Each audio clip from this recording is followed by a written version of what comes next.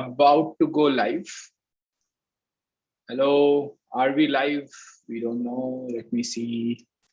Let me just check if we are live. We will do. Yes, we are live now. So, hello everyone. mark12. Yeah. Waiting for a few people to join so that we can get started. Meanwhile, I'll share this on Discord so that folks can join. Today we'll do fun with triangles. We'll solve some questions in vanilla.js so that our JavaScript, our vanilla DOM scripting, and our programming all improves at once. Let's see. Everyone, please join in. And I will introduce you to today's live coder in some time once folks join in. Am I audible now? 700 plus people. There is something wrong with Discord. If I'm doing at everyone, it says only 700 people. It should do to add everyone. So now, cool. Let me see how many folks have joined till now. Yes, we have a good number of folks joining in. Hello, sir. What tech stack will be used in today's session? We'll be using vanilla.js. 70 folks are here. Okay. We have good enough people here. 1 second. So we are waiting for people to join so that we start the live, because once we start coding and talking, then folks would miss out. Meanwhile, I'm just like. Thank you guys. Lovely. Yes, we should do the live thing. Definitely we should. And then this, and then this, and then this. Give me 1 second. We are waiting for 151. We're waiting for a few more minutes for people to join because we just started the stream. And we will do a lot. Discord notification has come in finally. Thank you. Thank you everyone who came from Discord. Hello? Yes. Up now we have 178 people. Yes, Shruthi, you are there. Okay. Am I audible, sir? You are very much. Okay. And you're audible to like 200 people watching right now. Okay. So I'm going to introduce you. People are saying, congrats, ma'am. Very inspiring. Indeed, it is inspiring. Indeed, yes. I totally agree. Come on, 173 people watching. We should get started in next 1 minute. By that time, let me tell you a joke. What would you call a female developer? The right answer is Shruti.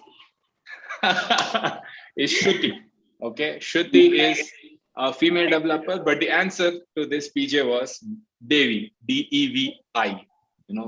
Please don't kill me. So Shruti, you are the Devi for us. Thank you for joining. This is the first time I am live coding with a female developer. So thank you so much for, we did once with Smiley, but we were not doing live coding, but that was also awesome. People were like, my God, kitna talent hai. Like, that's why people, Devi, a lot of people answered Devi. Yes, right answer. So thank you, Shruti, for joining in. I think we can get started now. Let me quickly talk about Shruti first. So Shruti is a student from neogcamp, and she has just cracked Unacademy, and Unacademy gave her a big fat check, right? Lots of money she has now. So if any eligible bachelor is looking, you know. Parents are watching. Parents are watching, so no eligible bachelor, no nothing. Shadi.com, please. So Shruti, give your introduction. I am sorry to joke around, but just give your introduction and get started. Totally fine. It's really my honor to be pair programming alongside you. And this is Shruti Raghupati. I'm from neogcamp, batch of 2021. And so I've got an offer from Unacademy, and I'm super happy. My family is really happy about it. And I'm also happy for your offer, Shruti. Super happy for you. So woohoo, Unacademy. Yes. So people in chat, they're like, wow, this is Hope we see Ankita in next live. Yes, Ankita would come in live soon. Yes. So see, you guys are like celebrities, yeah, inside our community. People know you. People know Ankita, and Austin. Uh, Kanishk also had so much demand. Kanishk Bhaiya has come. Kanishk Bhaiya. We have made like a very strong community, right? All of us, everybody hanging out on Discord. Awesome, awesome. Wow. People like Kritika is saying wowie. Oh, wowie. I learned a new word. Wowie. So Shruti, we have 220 people watching. I hope this is not making you nervous. Okay. No, I'm good. For you, I'm there to help you out, and I'll have fun with people in the comments. So no worries there as well. Yeah, okay. So in short, Shruti, what are we going to do today? Tell us. Yeah, let me share my screen. Sure.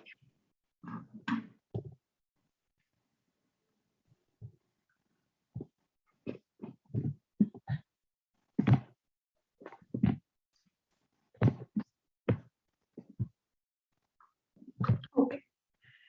So we are doing mark 12, which is fun with triangles. Is my screen visible? Hello? Hello? Yes. Sorry, I was on mute. Yes. Okay. Very much. So we are doing mark 12, which is fun with triangles. Let me explain the problem statement first. The whole problem is basically divided into 4 subproblems.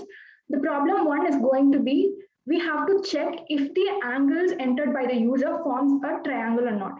What makes a shape a triangle? There are 2 conditions that needs to be satisfied to call a shape a triangle, right?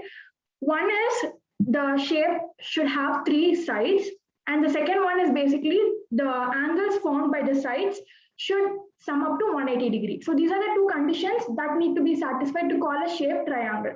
So we are checking if the angles entered by the user makes a triangle or not.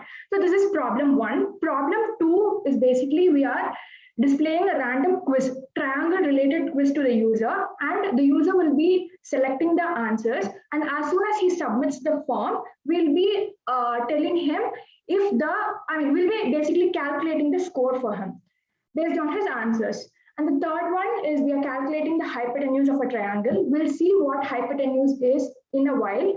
And the fourth one is we'll be calculating the area of a triangle. So area of a triangle can be calculated using a lot of formulas, but we'll be taking the very famous and the very basic half base into height formula. This is the gist of the problem. And the tech stack we are going to use is HTML, CSS, and JavaScript, as I thought I'll be able to explain the DOM manipulation better. But if you think you are good with JavaScript and you want to explore more in React, please go ahead, no harm there. And okay, we are going to build something close to this. So we have, this is the first problem I explained. This is the second problem. This is the third one, and this is the fourth one. So this is we are building something close to this, but we are not concentrating more on CSS. We are just building the logic, and as already we have 4 problems, we are just building the logic. And what else I had to tell? Yeah, so I am following an approach that in step 1, we'll be structuring the HTML. In step 2, we'll be selecting all the required elements using query selectors. And step 3 will be building up the logic. And step 4 will be displaying the output. This is the approach that we're going to follow for all the 4 problems. So with no further delay, let's just get started. Shall we start? Yes, let's get started. Only thing is, this is in light mode. Can you make your Notion dark mode if it's not too much? Okay. If it's not too much of a problem, I think you have to log in. Let it be. Okay. It's too much work. Yeah, go ahead. Okay. Just, I want to say one thing is, this is the same approach which we have done till mark 9, is that we go one by one exercise. We say one exercise and then we do it. So you watch the video and then you try to resolve it yourself. One thing I'd say is this is a very good problem. And if you can solve this problem all on your own, you should be relaxed. You will get into level 1 because this is a very tough problem. So give it all your time. If you have questions related to this session, put it on chat. While Shruti is coding, I'll go to the chat as well, and I'll ask those questions to her. Okay, let's get started. Shruti, the stage is yours. Yeah, okay. So as I explained earlier, the user needs to give 3 inputs, which are angles, right? So for that, we are having 3 input fields, which is input,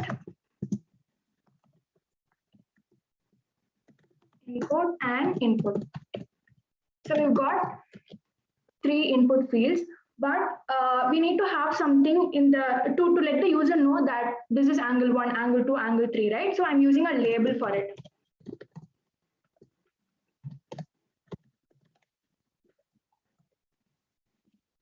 I'm just copying.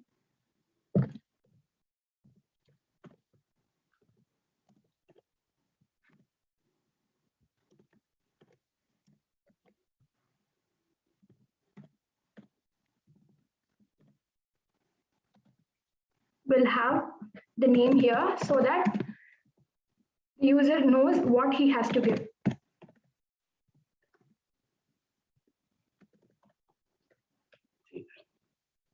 Okay, we've got this. Now inside input, I'm using a type, which is number, so that I'm restricting anything other than number.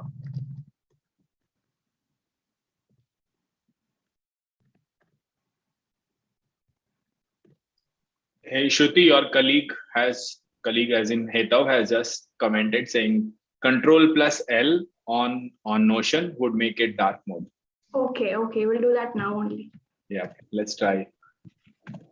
Oh, no, I think I have to be in Notion, I guess. Yes, this is the website shared. So if you click on the Notion button there, then it will open inside Notion. Now everybody knows your email. Okay. They'll email you to, okay, Shruti ma'am, I need this help. But don't call her ma'am, okay? Like, ma'am and sir, we should just get away with. Try Control L now. Is it working? No, it is not. Okay. Go to settings and members. You will find it there. It's settings. Third from top. Okay, left, third from top. Members. Yep.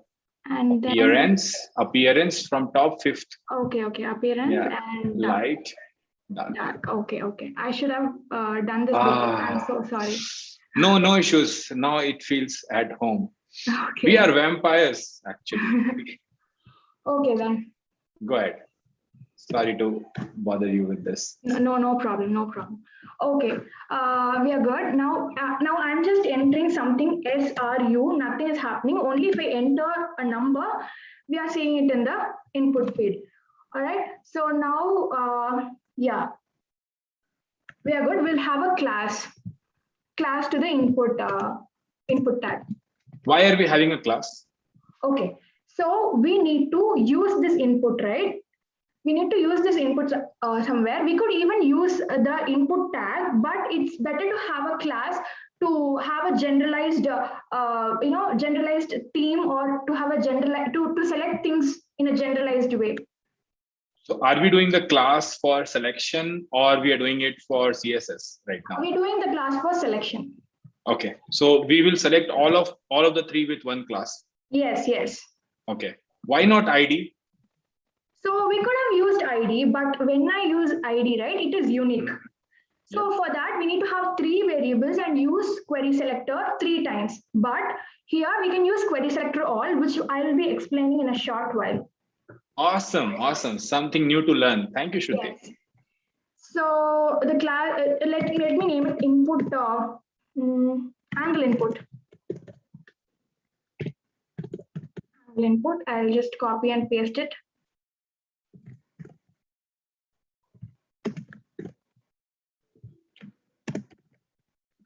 Okay, so we are good. Now we need a button so that the user clicks the button and then we'll start our logic, right? So I'll have a button here. So let us name it as this triangle. Okay, and then since button is single, there's only one button, I'll just have an ID for it. This triangle.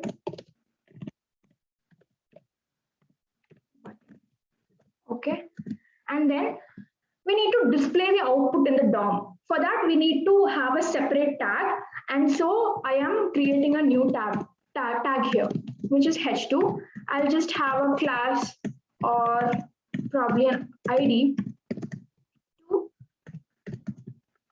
query this output.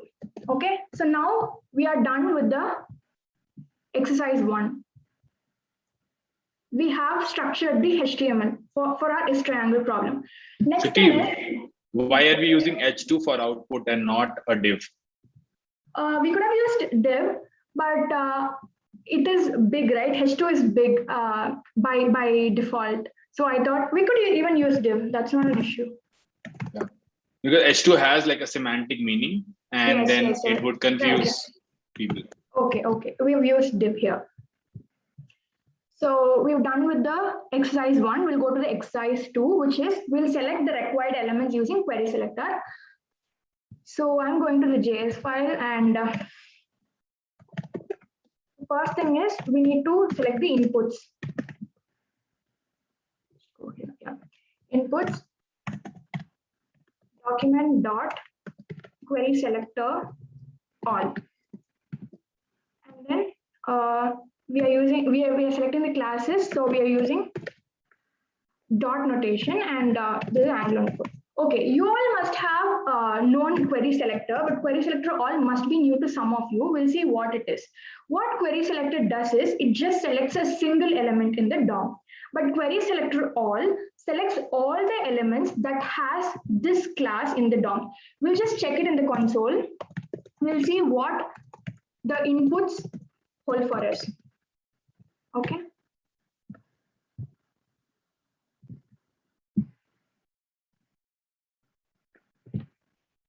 So here you see that we have a list which has 3 elements, which are nothing but the input fields that had the class angle input. So if I hover on first element, it is highlighting the first field. If I hover on the second, it is highlighting on the second field. Similarly, third one. So this is what query selector all is. Instead of having separate variables for accessing each field, we can use query selector all, so that it is easy for us and the code also looks neat. And how are we going to access each of these fields? Since it is an array, node list is nothing but a list, which is an array, right? So we are going to access using index notation, like we usually do in the array. So when I did 0, I could select the first field. Similarly, I can do 1 and 2. This is how we are going to access the each field. Since we have just 3 fields, I'm using index notation. So we are good with this. So, and then we have to select the button, right? So I'm just naming it cost is triangle button. Triangle button equals document dot query selector of. Since we have used ID, if you see here, we've used ID, right? So I'm just using hash to select the ID. Sorry, to select the tag that has ID. Okay, and then the final one, which is the output element.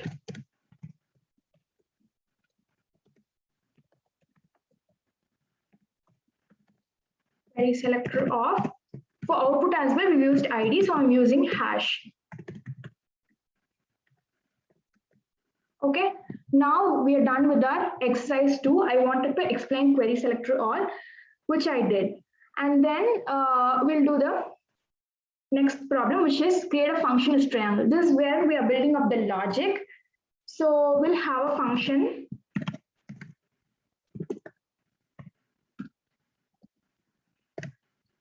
Is triangle.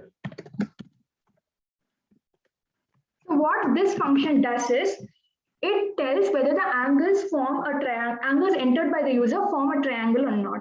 But before that, when this function should be called? So when do you think this function should be called? This should be called when the user clicks this button. So we need to attach an event listener to this button, and we should capture the click. As soon as the user clicks, we need to call this function. So we'll just convert this to code. So is triangle button dot add event listener of, and what event should we capture? Click event, and what function should be called? It is triangle, right? So let's just have a console and check if all the wiring is right from this triangle. Okay, so I'm just clicking it. The expected behavior is that a console should have from this triangle. Yes, we are good. Now we'll go here. So as I said earlier, we need to access the values in each field and we need to sum these values, right? We need a separate function called sum of angles to sum these to sum the angles entered by the user. So I'll write a separate function, sum of angles.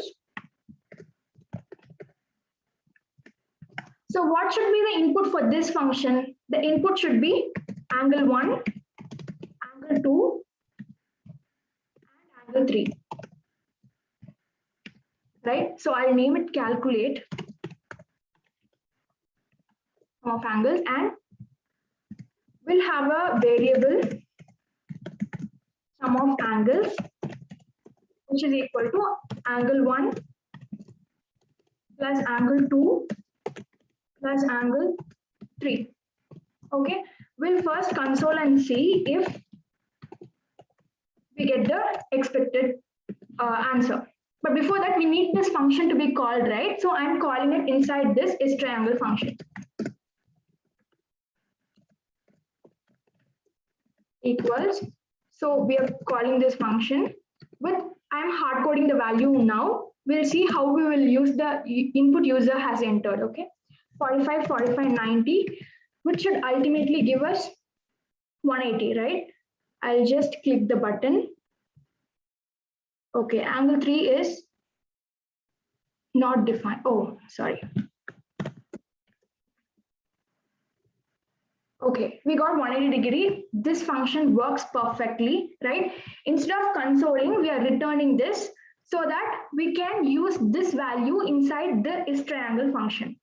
I'll just comment this and I'll return sum of angles. Okay, so we have solved the sum problem. Now we need to, it's just a hard coded value, right? We don't want this. We want the values that the user has entered. So as I said earlier, we have to access each input field using the index notation, and we are only interested in the value of each input field. So let's see, before doing this, I'll comment this and let's see what each values are. Console.log of inputs of 0 dot value, and I'll just copy paste.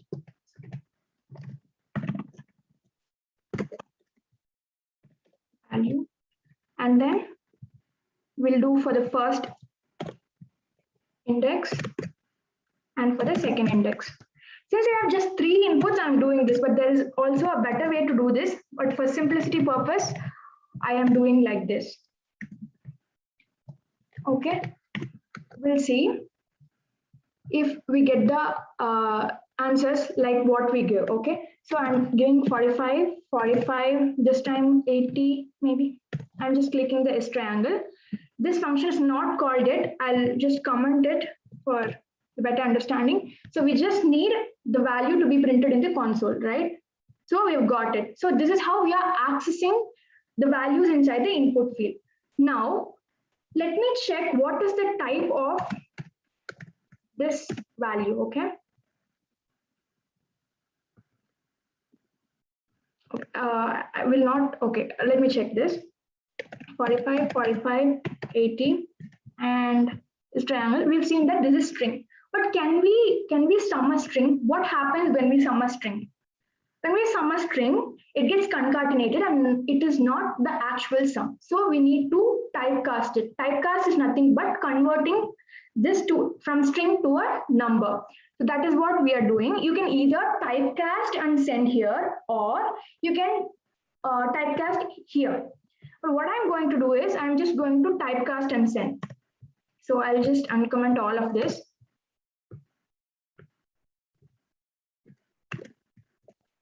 We don't need this console as well. So here it is not the hard-coded numbers anymore. It's just the value that we get in the input, right? So number of the value.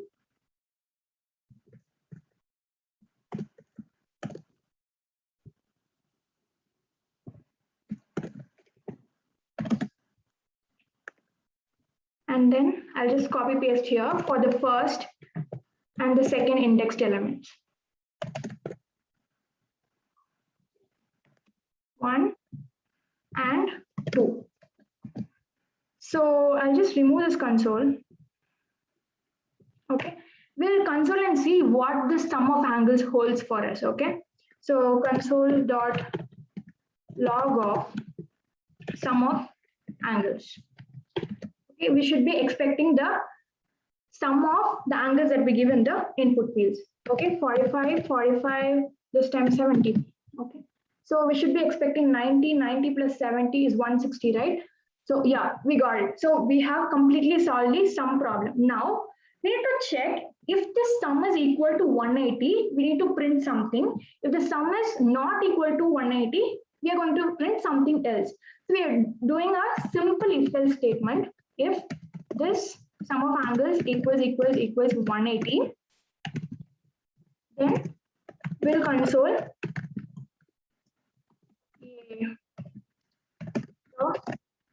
angles form a triangle. Else, negative case, else we'll be printing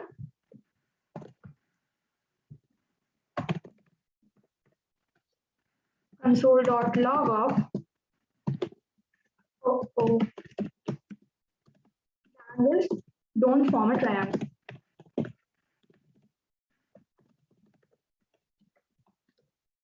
All right, so we'll just check. We should do a word wrap on, because it's going out, right? Go to view and or Control Z if I think you're using Windows. Just try Control Z. Control Z will go is undo, right? Oh, Control Shift Z. Go to view and do it. Yeah. View.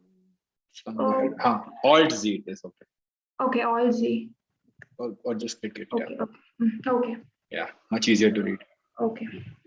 I like how you're breaking things into, like, you could be a really great teacher, by the way. Very well done.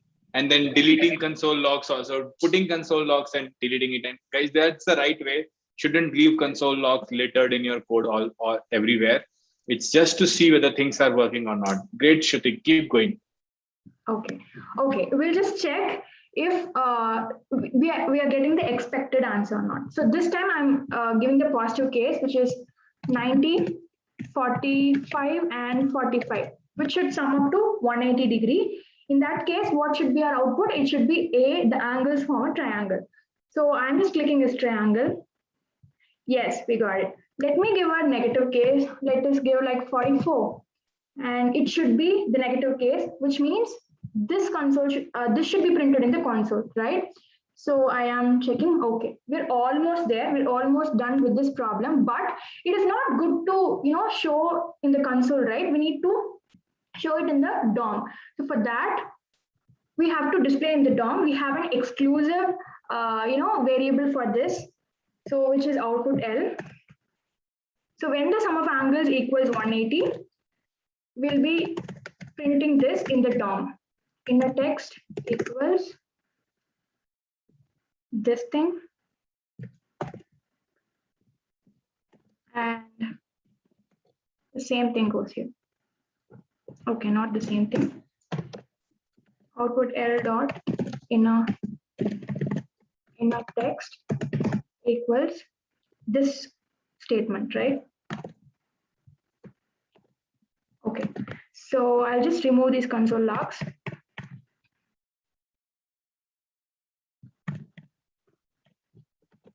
Don't need the console anymore. We'll just check if we get the output in the DOM. 590. Yes, we got it. And let me check for the negative case as well. Yes, we are good. We are done with our first problem.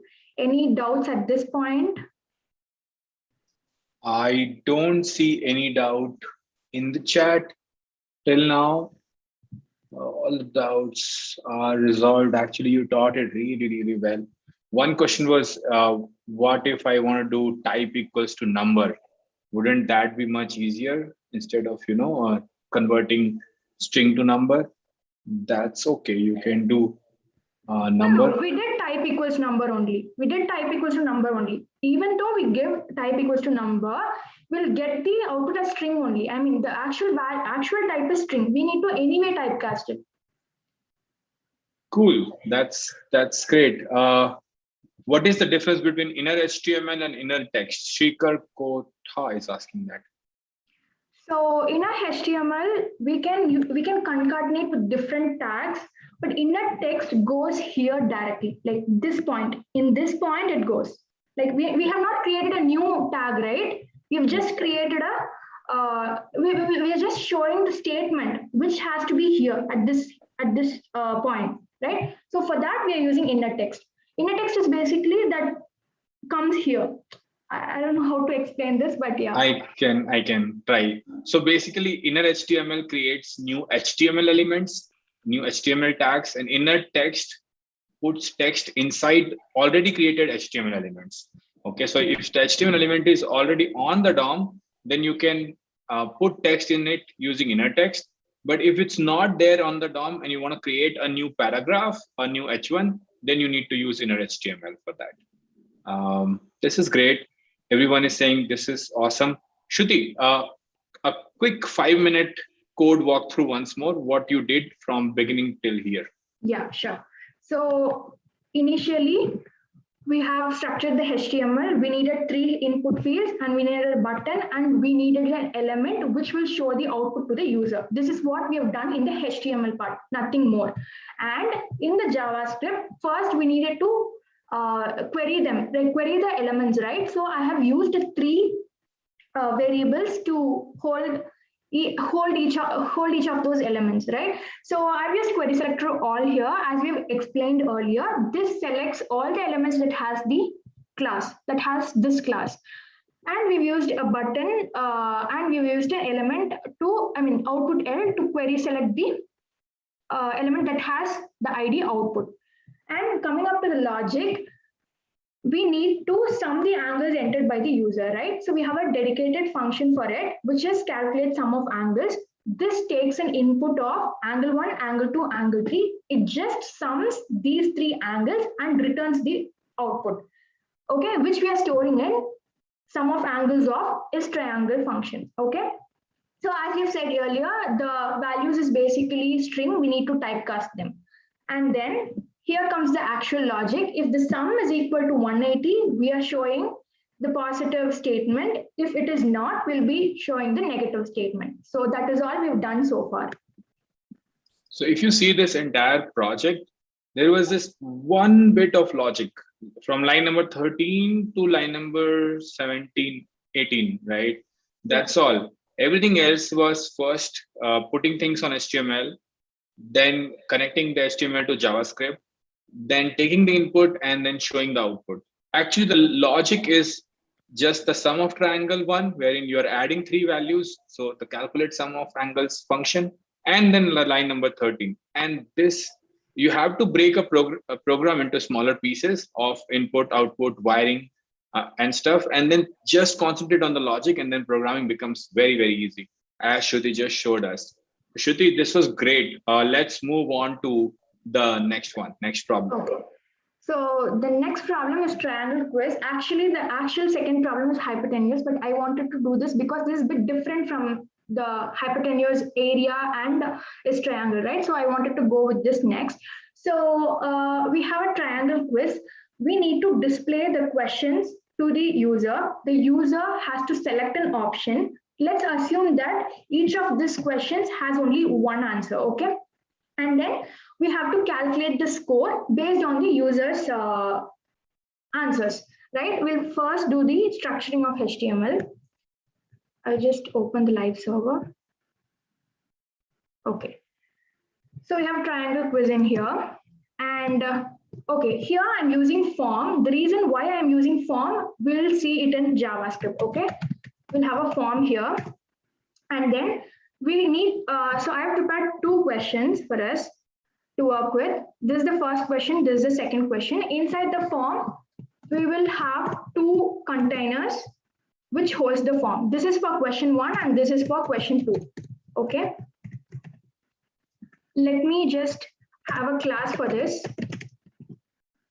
Question container. And then I'll just copy this. Okay.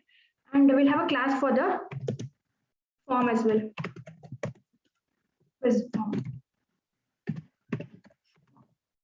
Okay. So inside the first question, what should come actually? There should be a question and there should be 3 options. For the question, I'm just using a simple p tag. I'm just copying pasting the question here. And why is it not wrapping? Okay.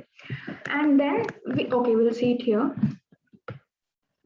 Okay, we've got the question. We need 3 inputs, right? Which is a radio button. Let us first do the input.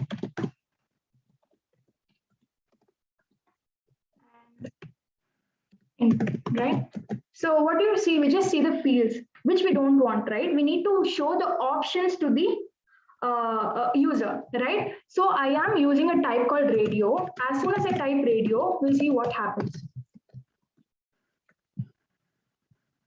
Okay, the field got changed into a radio button. I'll just copy and paste this for the other 2 inputs as well. Okay, now we are good with having our input as radio, right? But we can't show like this to user, right? We need some value for it, right? So I am having a value. Before value, we will have a label.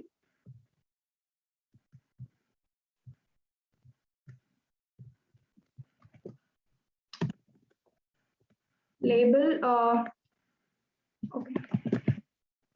I'm having this input inside the label. We'll see why we are doing this. So label is inside, and inside the label, after the input, I am giving the actual value, which is just this 45 degree.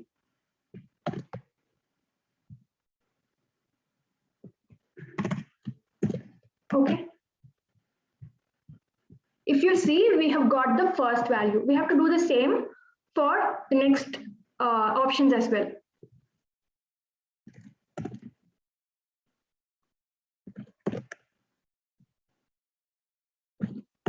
Okay, so we've got 3 things. We'll just change the values.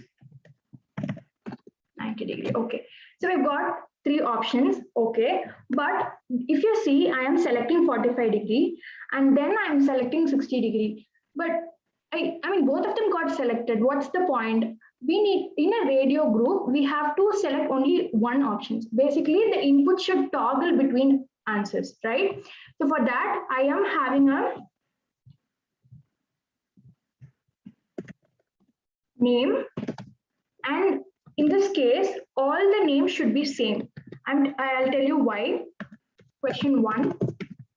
Okay, we've got the same name. So if I click on here, and if I click on 60 degree, only one is selected, and it is toggling, right?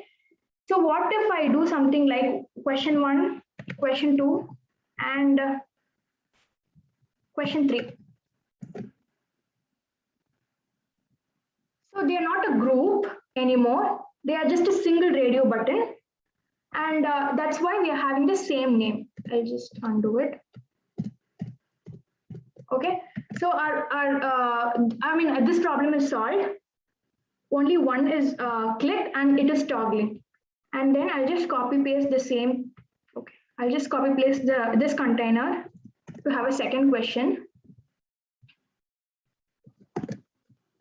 Also, we need to have a value, right, for this field, which is this 45 degree.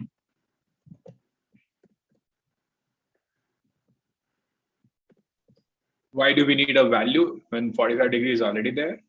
Okay, this 45 degree is not a value to this input field. As we clearly see that this 45 degree is outside of the input field. It's just a placeholder, right? But for here, we need to have a value so that we can know, see, in the triangle.js, right, we have known the value, right? We have accessed the value using dot value. But here, there's nothing as such. We need to explicitly give the value. So for that, I am using 45 degree, and I'll tell you why we need this value while we do JavaScript. Okay, and then it's input, right? Yeah, value, which is 60 degree, and then value, which is 90 degree. Okay. So I'll just copy and paste it here with the value. So we need the second question, right? So this is the second question.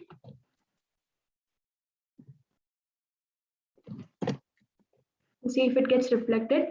Yes, the second question also got reflected, and we need a different radio. I mean, we need a different values, right, for this, which is acute, obtuse, and right angle. Right angle. We need to change the values as well.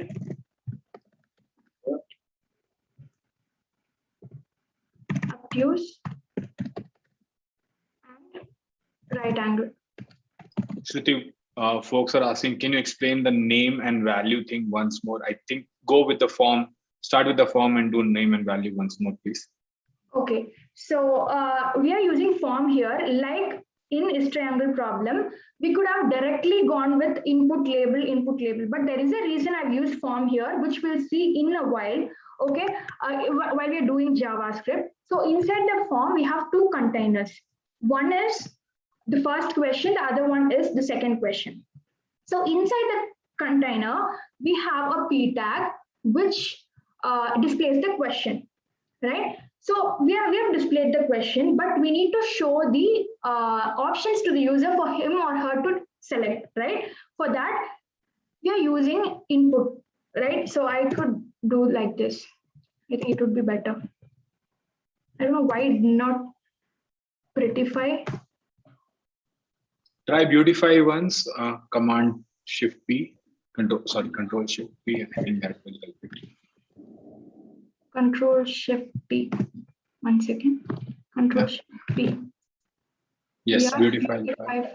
Yeah, I did. Okay. So if you see here, we have three inputs. These are the three inputs that I'm talking about. So the first input is the radio. So we are using radio button, right? We can't use, if you don't use radio button, as I've showed you earlier, it's just a field. We don't want that. We want a radio button for the user to select, since we have only one answer, right? And then we are using, okay, while using name and value, right? So if I don't give name, let's assume if I'm not giving any name, okay? So in that case, what happens is each button acts as an individual button. It is not a group. This is a single group. This is a single radio group in which we can select only one option. If you see, I can select only one option. It's toggling, not getting selected again in this group.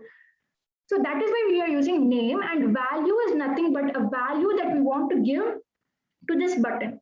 This 45 degree is just a label. It's just a placeholder to show the user in the UI. But this value is the actual value for this radio button. So that is why we are using name and value. If you see here, we have used question 1 here also. Just observe what happens. I have clicked the first answer, which is 45 degree, 60 degree. Okay, 60 degree I'm clicking. Now if I click right angle, right, it got toggled again, which shouldn't be the case, right? We need to have a separate group here and separate group here. So I am just changing the name as question 2.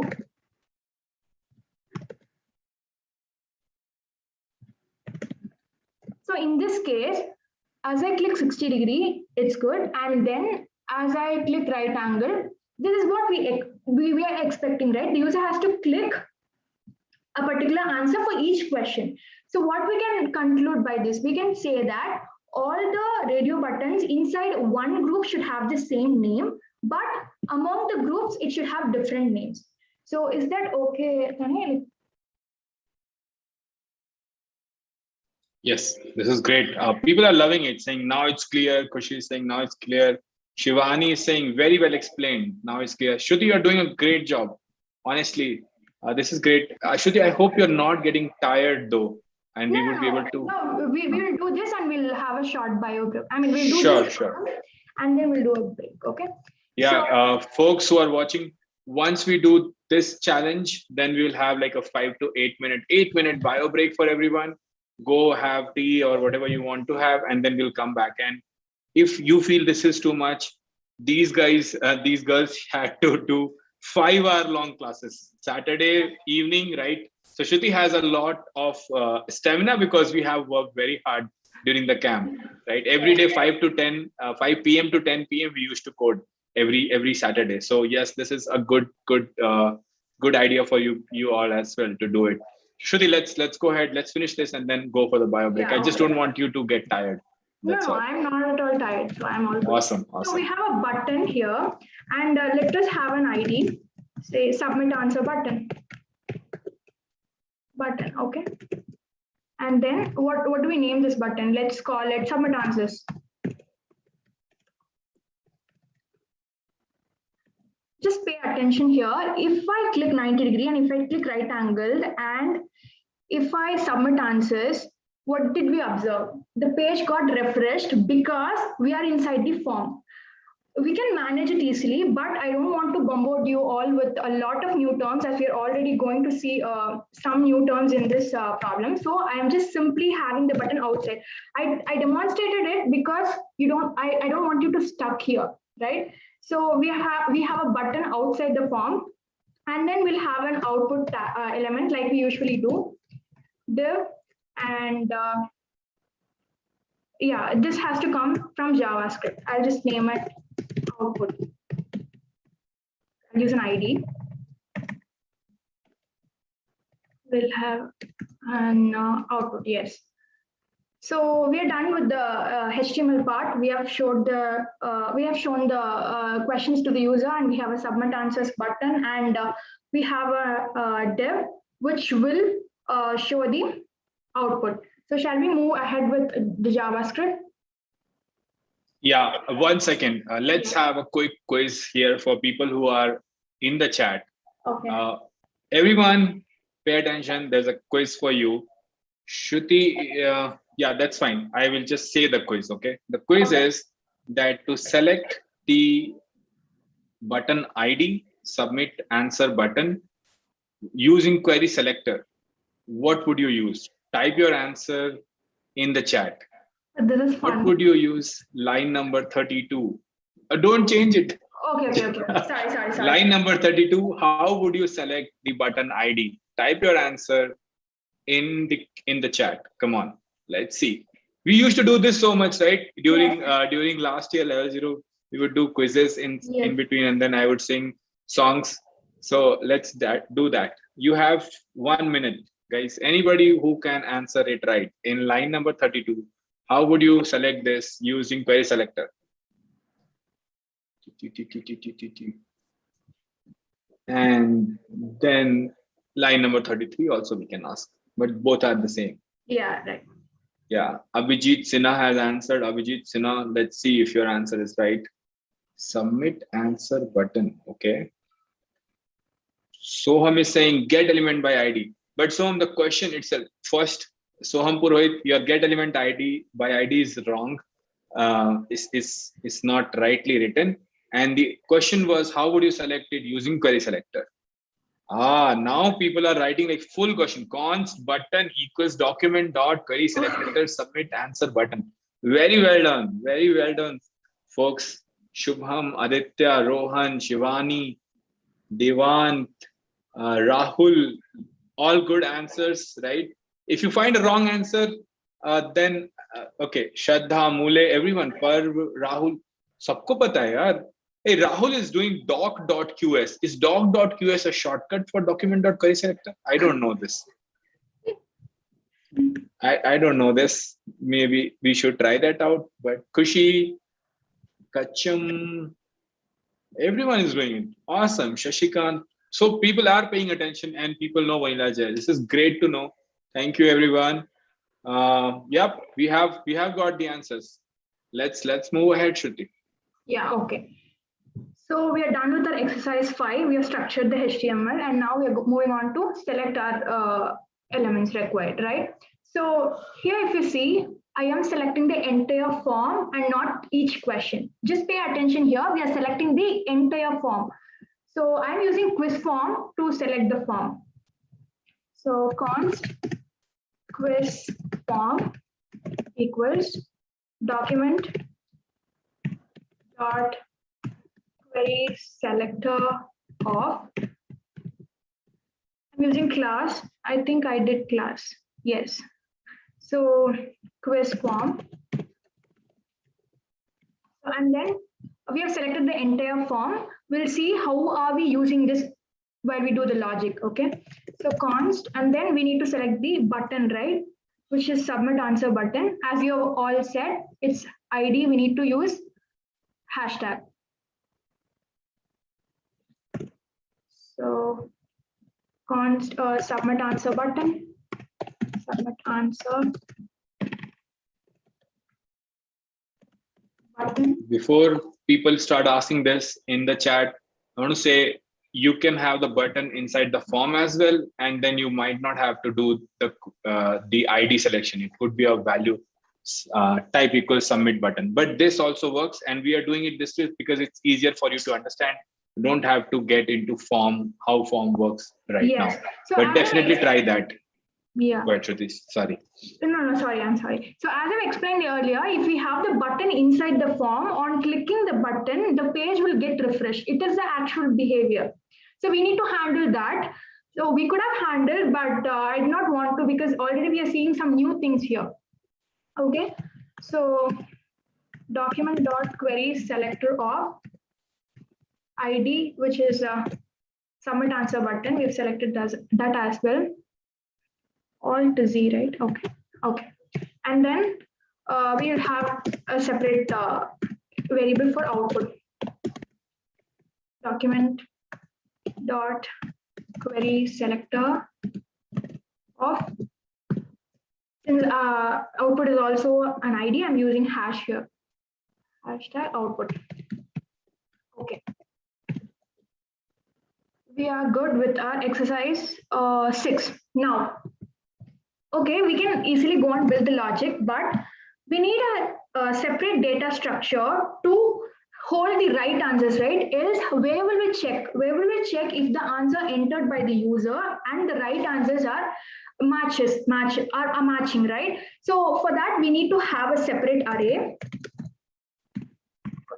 Const correct answers, in which we'll be storing our right answers. So make sure that you have the same string as you have given in the value, because we are going to compare the value and the elements in this array. Okay. So the first answer should be, yeah. For the submit answer button, why are you using query selector all? Is there a reason for that? No, we shouldn't be using. I think it's a typo. Sorry. Arpita actually corrected it. पहले तो मैंने उसका मजाक उड़ा दिया कि Arpita you are late to the party, but then I figured out. Sorry, Arpita. Such a nice girl she is. Go ahead. Right answer. Okay. The next question. The next answer is right answer. Make sure that you don't have any typo here. You give the same value as you give here, and you have the elements in the same order as your questions. Okay, because we are going to iterate through this array, right? So we are done with creating the data structure. We'll go to the next exercise. We have created the array of answers to compare the answers, and then we have to create a function. Okay, this is where we are actually coming to the logic, which will be. Hey Shruti, there is one issue actually. When you're doing Zoom, right? Then the video is coming on top of the screen, so people are not able to see the code. So what you can do is On the code itself, you can push the code little like 5 lines below, then it would work. Okay. Yeah, yeah, this would be okay now. Is this clear now? Sorry, I did not know that. No, I didn't know that because I was looking at the Zoom part and then people were commenting, so I just saw that. Okay. Go ahead. I think this is better now. Okay, so I am creating a new function, calculate score of, and then when should this function be invoked? As we have seen earlier, when the user submits the answers, right? So I'm just attaching an event listener. And when should the function be called? It should be called on click, and I'll just have the function name. So the last time also we got the same question. Why are we doing add event listener click and not on click on the button itself? So this is okay. In here, I mean, people are asking that we can have on click here, right? Yes. Why not this and why that? So, I mean, I'm not really sure about this. So I'll answer then. Yeah. So basically, if you use this is called separation of concerns. You should not put your JavaScript inside your HTML, and you should not put CSS inside your HTML. So your HTML, CSS, and JavaScript should be separate. If you start putting on click in your HTML code, then basically you are putting JavaScript code inside HTML. That we don't want to do, and that's why this is a better practice. Add event listener. Okay, this is a better practice because of that reason. Also, all the new browsers, new tutorials have started following it as best practice. It's not like on click won't work. It will work. It still works. But this is the way you should write code if you're going for an interview, if internship or job. Use add event listener because that has become the best practice of it. Okay, cool. Yeah, go ahead, Shruti. Thank you. That was new to me as well. Okay, so we are going to use this function to calculate score, right? So to keep track of score, we need to have a separate variable called score, which will initialize to 0, right? And then we'll have a separate variable to iterate through these elements. We'll see why we need a separate variable instead of a for loop. Instead of a for loop, I'm just initializing an index to 0. This index is nothing but what we'll be using to iterate through this array. So we need to get the answers from the form, right? For that, I'm using something called form data. Okay, we'll see what form data is. Okay, form data is nothing but an API that stores the form's results. Okay, so we'll see how we can do that. I'm having a separate form results variable equal to, okay, which is equal to new form data of.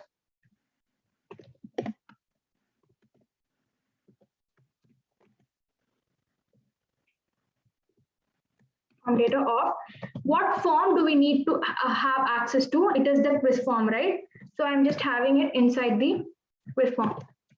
So let's just assume new form data is the syntax, and we are using that because new in itself is a separate topic to discuss. So we'll just see in the documentation, it is new form data.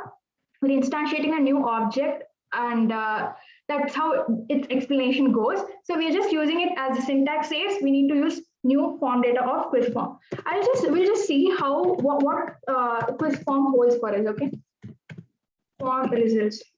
We'll see. I'll just click something and we'll see. Submit answers.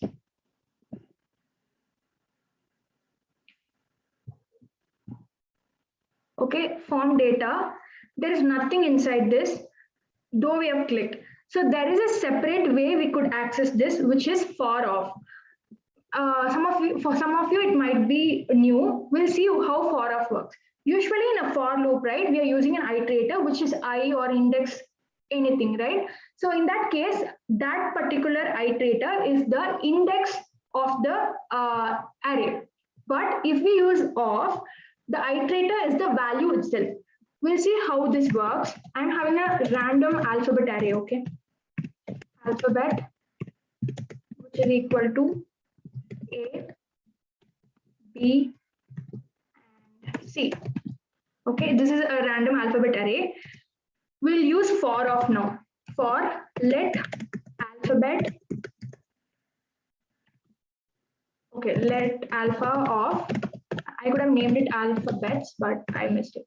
Okay, for alpha of alphabet. We'll see. This alpha is nothing but how we use I. But in here, it is the value itself and not the index. So I'm just console.log of alpha. We'll just press enter and see what this prints. So it is A, B, C and not 0, 1, 2. So this is how for of works. Okay. So we will see if we could access the form data by using for of. For let. So if you see in the documentation, this form data has a lot of methods, but we are interested in only two, which is form data entries of and form data dot values of. Okay. So let me demonstrate the entries first. Entry of form results dot entries of. And we'll console and see what entries has. Console.log of entry. So I am clicking 90 degree, I am clicking right angle, and I'm submitting the answer. If you see here, we have got two array. So the first one is going to be the first entry and the second one is the second entry. So what is this question 190 degree, question 2 right angle? It is nothing but a key value pair whose key is the name of the radio button, and value is the value of the radio button. So it displays only the options that we have selected. So that's why form data is so powerful. We don't have to, use query selector and check through all the radio buttons if they are checked or not. It's just we've got a form data API and we are checking the entries inside it. Also, we couldn't see it by consoling just the form results, right? We need to use for of to use this. Also, we are interested only in the value to compare with the right answers, right? So we don't need this. So we have a separate method for it, which is values of. Let's see what values of gives us. I'm just changing value. You could have left it that way, but for standards, I'm just changing it to value, and I'll just console the value. Now I'm clicking 90 degree and obtuse this time. I'm submitting the answers. We have got just the value, not the array which holded name key value pair. So we are good. We got the value. So each time on each iteration, first iteration will get 90 degrees, second iteration will get obtuse, right? So now we're almost done with understanding the form data. Now we need to compare this value to correct answers value, right? I mean the actual data, actual arrays value. So what I'm going to do is. Can you just explain form data once more? A lot of people got confused with it. Okay.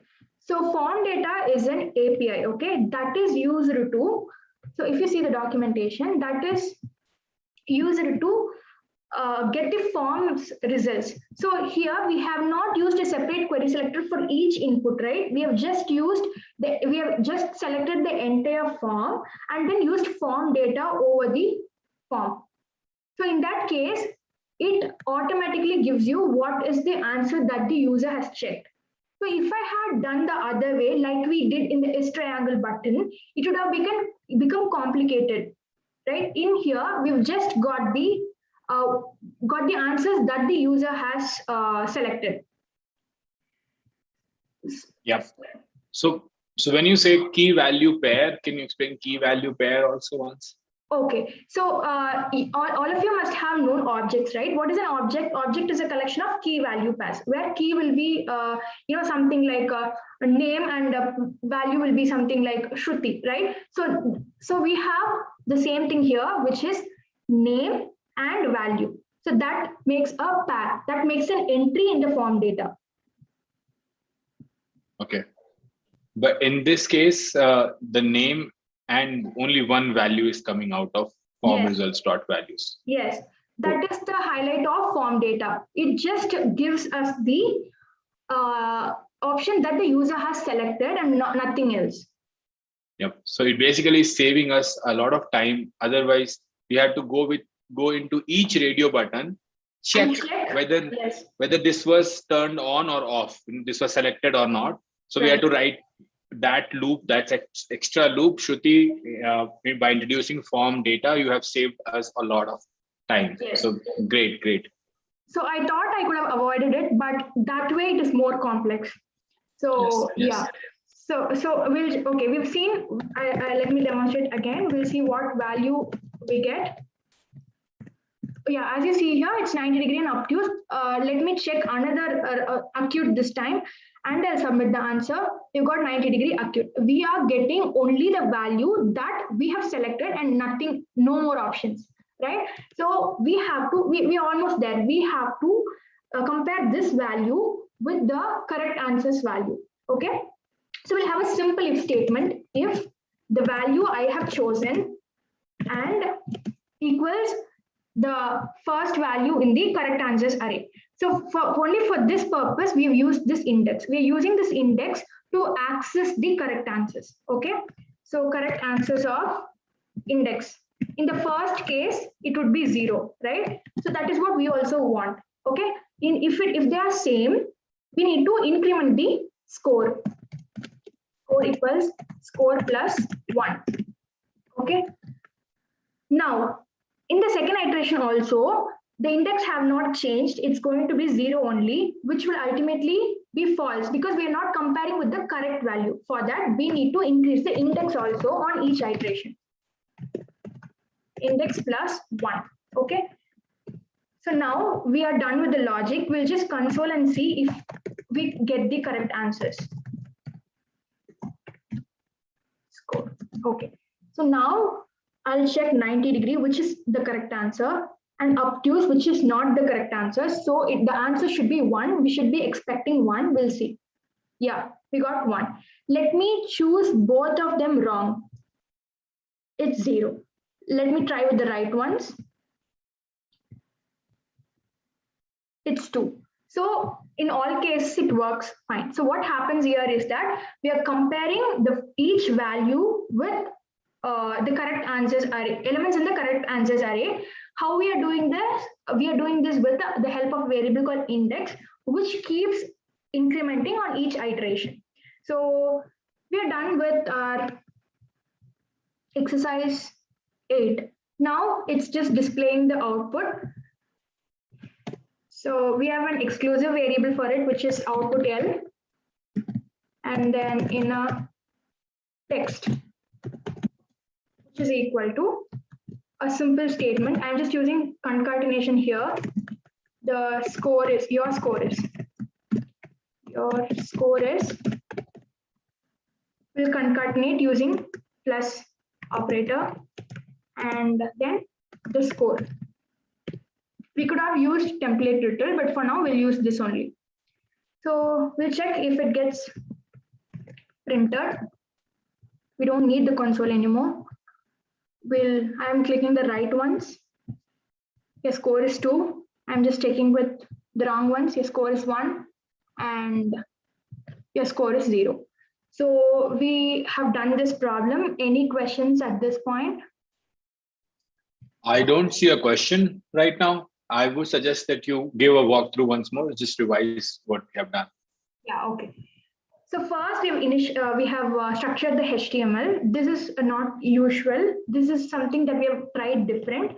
We have used form because we needed to use form data. Only because we have used form here, we are able to use form data here. That's why form data in the JavaScript. That's why we have used form. Instead, we could have gone directly to the P label input and everything. So we have a form and a container that holds the question and the radio button. And all the buttons inside a single group should have the same name. We've done this, and we have a value for each input. And we have a button for the user to submit the answer, on which we'll be calculating the score. And then we have a div to display the output. So HTML part is done. Now, as usual, we are selecting the elements using query selector. Here we are just selecting the form and not the individual question container or individual input. Okay, we are just selecting the entire form all at once. And we have a button. We are selecting the button and we are selecting the output element to show the output element. So to show the output. And we have a separate data. This is just nothing but a data, right? We have a separate variable that holds the array of answers, array of correct answers in the same order of the questions. And then here comes the calculate score. We need a separate variable called score, which keeps track of the score. And we need to iterate through this array, we need a separate variable called index. And here comes the new thing that we have learned already, which is form data. It's nothing but an API that holds the form's results. Okay, as we have seen, it holds a key value pair of name and value. So in that case, we have seen that it just holds the value of the selected item and not any other options. In that case, it saves us a lot of time. Instead of, as Sir told, instead of looping through each element and checking if it is checked or not, it is better. So we've used value. We are comparing that value with the and this is where we are using the index. In the first iteration, the index will be 0 as we've initialized it with 0, and we are comparing it. If it is true, I mean, if both the values match, then we need to increment the score. If they don't, we don't have to do anything, right? So no matter what, if the values match or don't match, we need to anyway increment the index, as we have to compare the user's value with the next value in the array. So we have incremented the index, and then we have displayed the output. So this is a short summary of what we have done so far in this problem. This is great. Folks are saying in just 27 lines of JavaScript, no, just 20 lines of JavaScript, you have taught so much. So great work, Shruti. Yeah. Let's take an 8-minute break. Can you set a timer as we do it in the class? Yeah, sure. So everyone, we will take a short break of 8 minutes. The live will keep running. Go ahead, have your tea, coffee, break, whatever, and then come back. We'll resume this. Make this full screen, the timer, and let it be shown. Okay. Now, also have the full screen option. On the timer, if you go on the timer, there is like that big square. Okay. Yeah. Okay. Cool. Thank you, Shruti. Just mute and switch off your video. Take a break. Let's meet after 7 minutes and 32 seconds. Sure.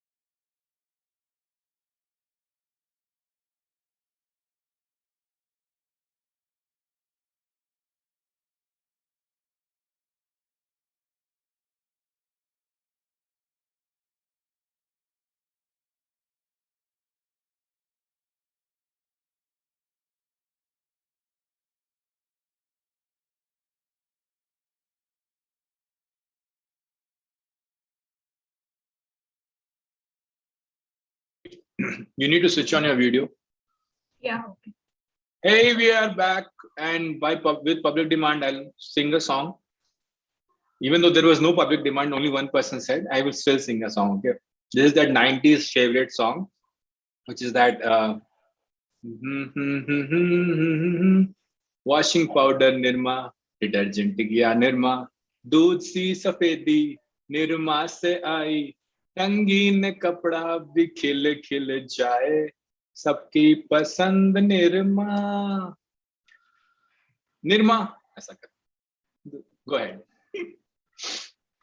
So we'll start with the problem 3, which is calculating hypotenuse of a triangle. So what is a hypotenuse? Hypotenuse is in a right angle triangle, the side that is the longest of all is the hypotenuse.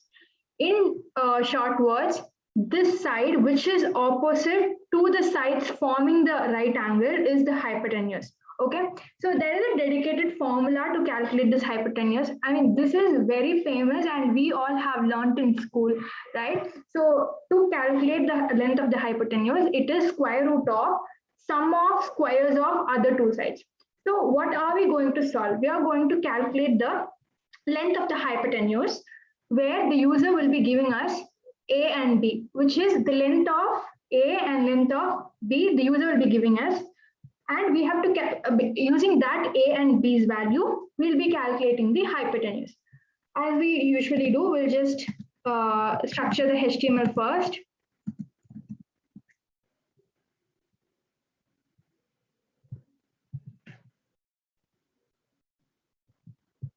Okay. Okay. I just opened the live server. Okay. So we need two inputs from the user, right? Like we usually do, we will have a label. This is very similar to the first problem that we've solved. Input and a label and an input.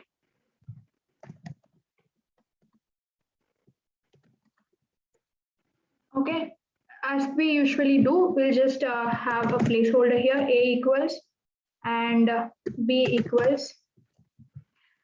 And in the input, I'm just restricting the other data types which are other than number by doing number. And then number, okay. So we've got this and we need to have a class to select these inputs, right? Equals side input. This is basically length of side, right? So side input, and I'll just copy and paste it in the other field as well. Okay, so now we got two fields and we need a button. Button ID hypotenuse button, and then inside the name of the button is going to be calculate hypotenuse. And then yeah, okay, we've got the button. Yeah, we've got the button here. So we need to display the output. We'll have a separate div for it. Class equals output, or we'll have name the ID.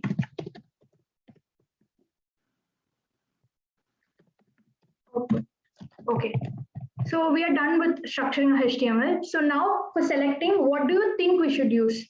Like for selecting the inputs, can someone comment or do this? I like this.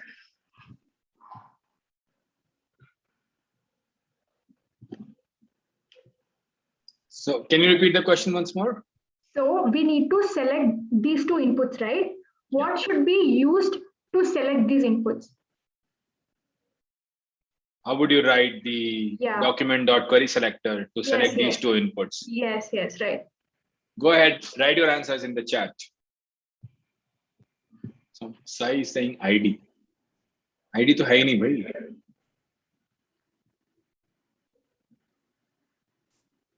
So people must be typing. It takes some time. Yes. Chukar ki raunak badhani ho. दीवारों को जब सजाना हो, narrow lack.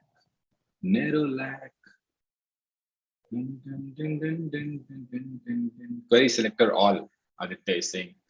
And Kachan is also saying. Kachan Satvik. Narrow lack. Query selector all. Query selector all dot side input. Some people are saying hash side input. इतना गलत कैसे हो गए? Query selector all dot side input. Vikshit, your answer is right, but you are missing the string. You have to put a string inside. So Paru is right. Aditya is right. Now everybody is getting it right. Shashikant also corrected it. Cool. We are good to go. People know the answer. Okay, so that was the expected answer. We should be using query selector all as we did in the first problem, because we have to select these two inputs, right? So I am doing the same. Const sides, let me name it sides equals, because there'll be two input field. I'm just naming it sides. Document dot query selector all, as you all said, dot side input. Since we've used class, we're using dot notation here. And then we'll select the button, hypotenuse button equals document dot query selector of a button is an ID, right? So I'm just using hash hypotenuse button, and then we have to select the output element as well.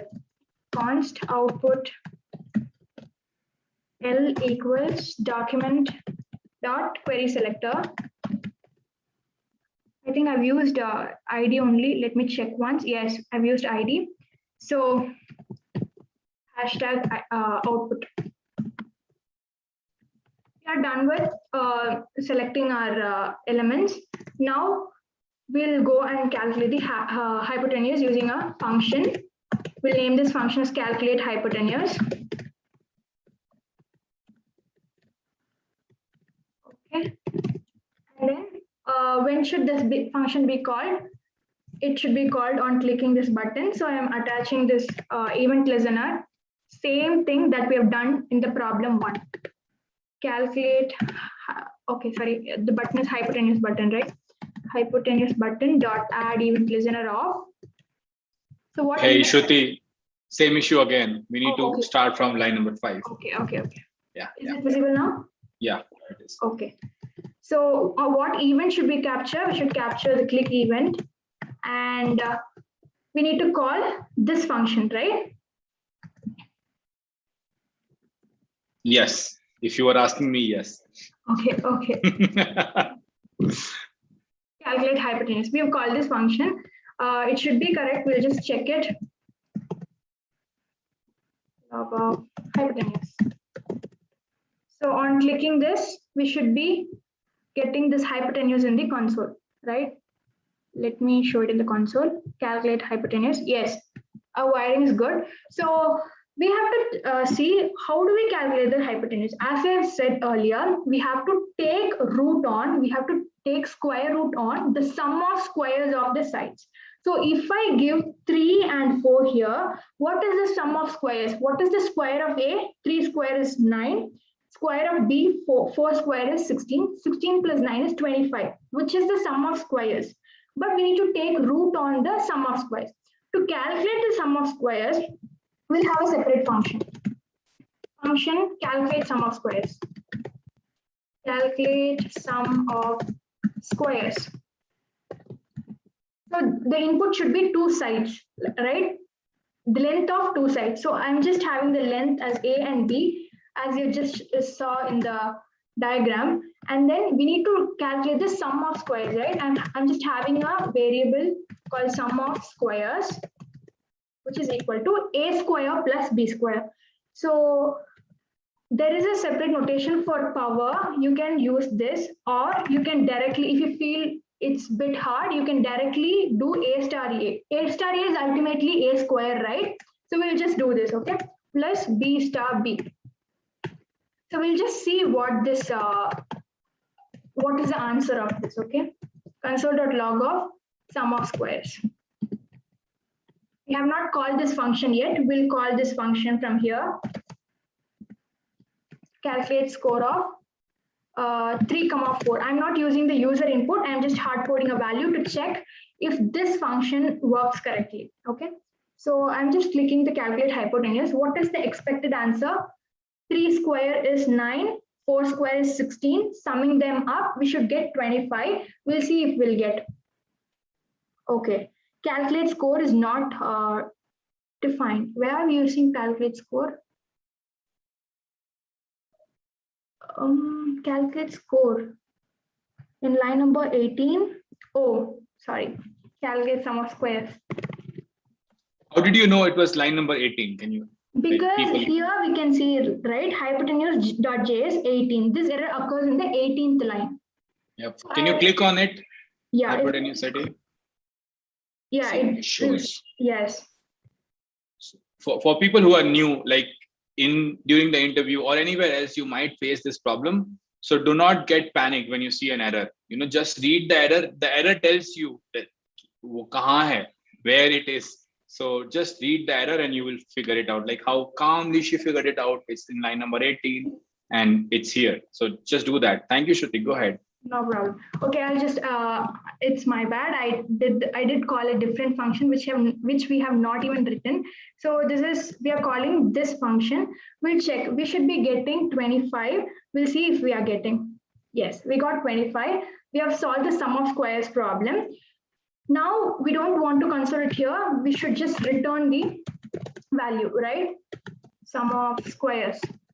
And I'm having a separate variable to store the sum of squares in the function calculate hypotenuse. Squares equals, okay. We'll check here also if it is getting returned correctly or if there is any glitch over here. Sum of squares. We'll check. So the console should print 25 in this line. I mean, it should have, the purpose of doing this console is to check if everything is returning properly, okay? So I'm just clicking calculate hypotenuse. Yeah, everything works perfectly, but we should not hard code, right? We need to send the actual input that the user enters. We are going to do the same thing that we have done in the problem 1. It's going to be sides of 0. Why 0? Because we need this will be an array of elements, okay? So sides of 0 will give me the first input field. We are not interested in the element. We are interested only in the value, right? So I'm using dot value here, and then sides of 1 dot value to get the second. Sorry, it's not node value, it's value. Okay, and then sides of 1 dot value. Okay, so now there is a thing that we need to take care of. Can someone tell what is it? I'm not going to say, but yeah, what do we need to take care of? What are we doing wrong here in line number 19, line number 19. Can you do word wrap again? People are saying. Oh. All G, right? All G, yeah. Everybody figured it out this time, Shruti. Javed is right. Nishant, you are right. Anybody else? 1, 2, 3, 4. 1. When a drill hamte dekha si se aram. 2. Drill hamte sukam se aram. 3. When a drill hamte gale ki karash se aram. सभी जानते हैं पेनाड्रिल का triple action formula. हाँ, everybody सब जानते हैं पेनाड्रिल का triple action formula. Everybody saying typecasting, convert string to number, typecast to number. काचम typecast का spelling थोड़ा wrong हो गया है. Typecast, he used typecast, CAST. वो वाला cast नहीं है ये. Then number. Everybody saying right. Typecasting. Yeah, Shruti, everyone knows this. Okay. So you have taught well. Okay, we'll just typecast again. I mean, typecast the next thing. So I'm just typecasting and sending. Okay, so that this function is clean. We are not doing anything else other than the actual sum of squares. I have typecasted and sent it to this function. Now, we'll check if we are getting, so okay, now we need to we need to give the input to the application, right? So now we'll see. I'm giving something else.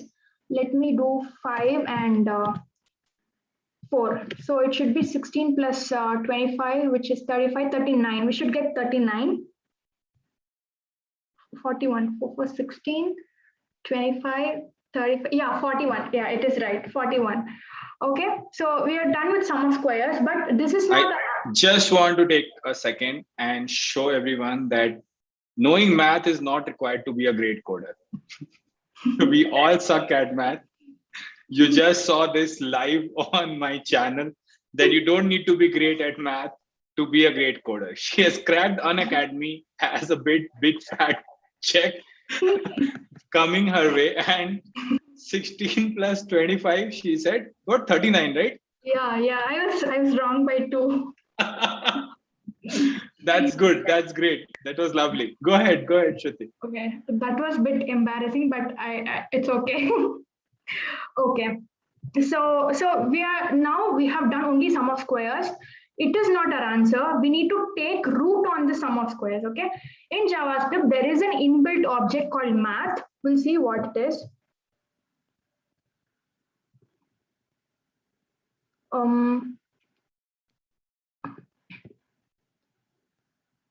Yeah, there is an inbuilt object called math. It has a lot of methods like ceil, floor, square root. So we are going to use that square root only.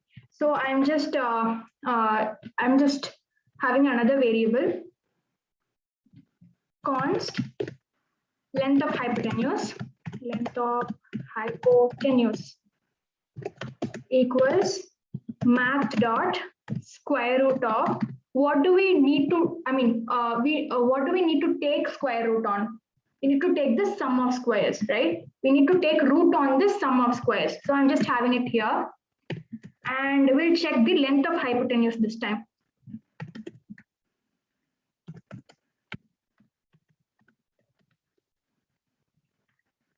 So I don't want to mess with math again. So I'm just giving 3 and 4. So it should be sum of squares is 9 plus 16, which is 25. Root of 25 is 5, which I am sure about. Okay, we got 5. So it's done. We have got the length of the third side, which is the hypotenuse. Now we need to display it in the DOM, right? So we'll just do the usual thing, output. Sorry, okay. Output L dot inner text equals string concatenation again. The length of hypotenuse is plus length of hypotenuse. Okay, so we'll check. We don't need the console anymore. We'll just check if you're getting the right answer. 3 and 4. Calculate hypotenuse. Yes, we got it. So this is the problem 3, which we have done just now. So yeah. Let's do a quick revision. This time I want to do the revision. So yeah. Let's go to HTML file. See what we are doing every time, and this is a pattern, is that we put everything on the screen first, right? How would your program look? Put everything on the screen. Even like see line number 16, we have put a div already there, which has no text because we want to have that text. So we are not dynamically creating any HTML element, which can be done, but we are not doing it.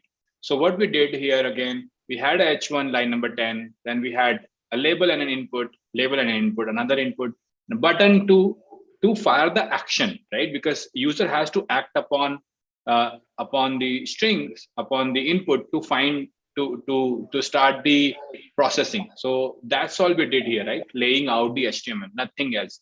Just we laid out when we were laying out the HTML, we also made sure that whatever elements we need to process, we gave them either a class or an ID.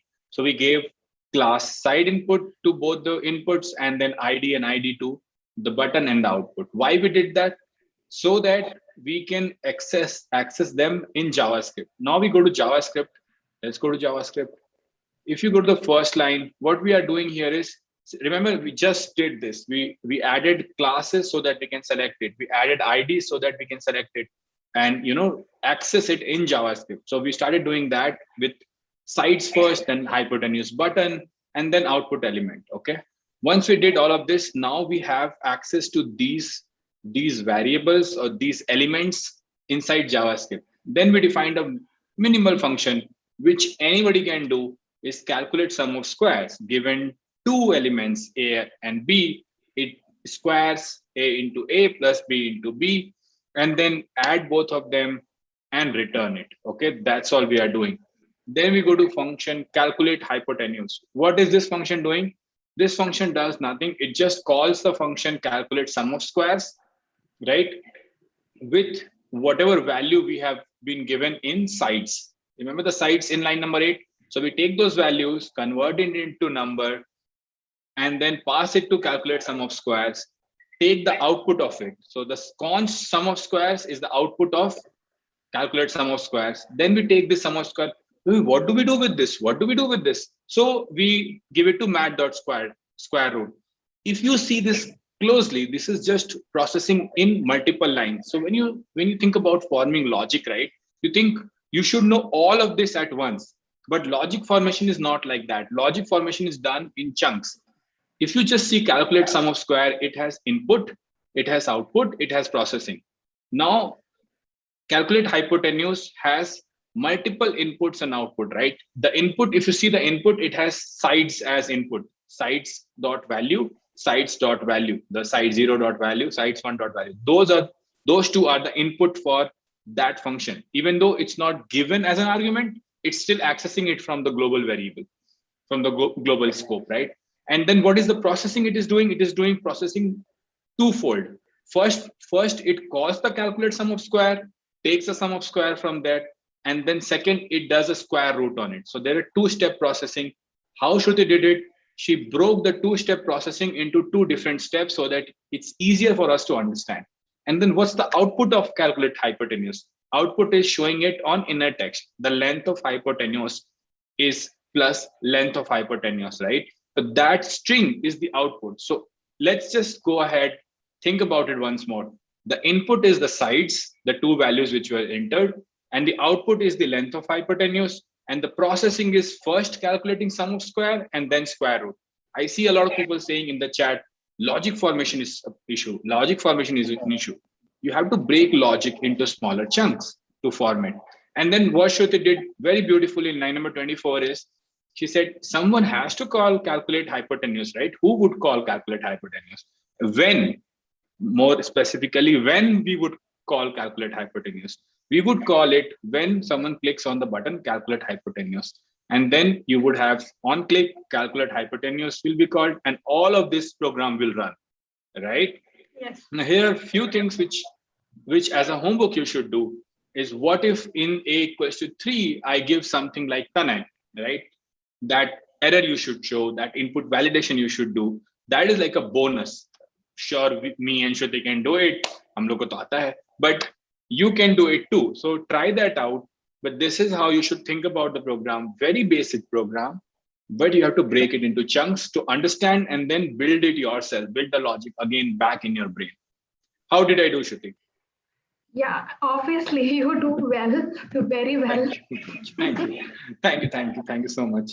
Yeah, let's go to the last program for today. I've thought let's give this last homework as a problem as a homework. What do you think? Should we solve or? I 500% agree to your proposition. Let's give this as a homework because it's the same thing we have to do again. There's no difference. Can you just show the homework? Like, what's the final expected output to people? You have made this, right? Yeah. Yeah. I'll show this. Okay. So 1 second. Okay.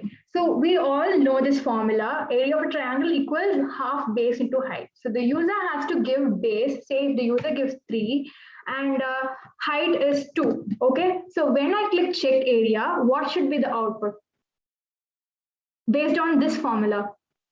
3 into 2 is 6 and half of 6 is 5. Everyone knows that. No, half of 6 is 3. Half So of 6 is 3. Okay. yeah, we should expect 3 here. We'll see if we are getting 3. Yes, we got 3. Okay, Awesome. this is what is expected in this particular problem. I would have solved it, but I thought it would be good for you to practice by yourselves. As I've given the hint, right? This is exactly similar to the problem 1 and problem 3. So just go ahead with the same approach and do this. But before that, we need to see this is a single application. We need to club all of them together. Okay. So we have to create a navbar like how you did in your portfolio. It is exactly same to that. I'm having a nav and then anchor tag so that we navigate to the respected tabs. So first one is triangle, right? Is triangle. Okay. And then where do we need to go? If this is clicked, we need to go to the, I'm just opening this. Okay, we need to go to this file, right? So is triangle.html. Okay, similarly, it's not word wrapped.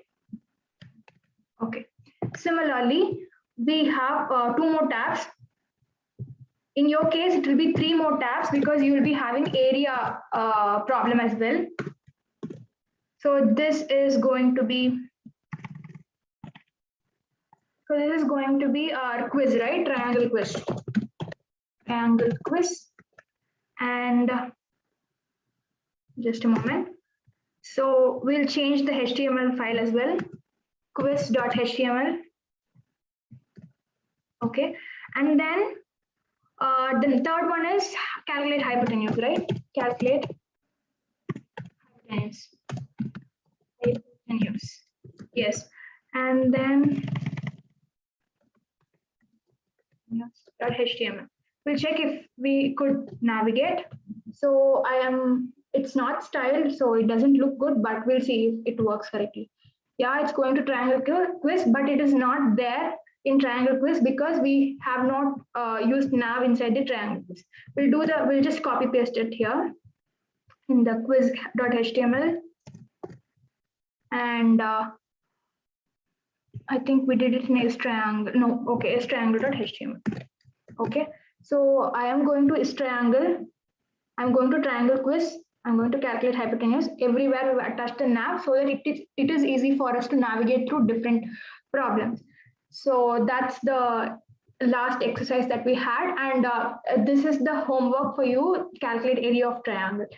So yeah, we are towards the end, and the bonus is you can try this application in React, but I would suggest, I mean, if you're a really beginner, just do this and prepare for your level 1 interviews. As you enter into level 1, everything is sorted. Like you'll learn a lot of things by your own.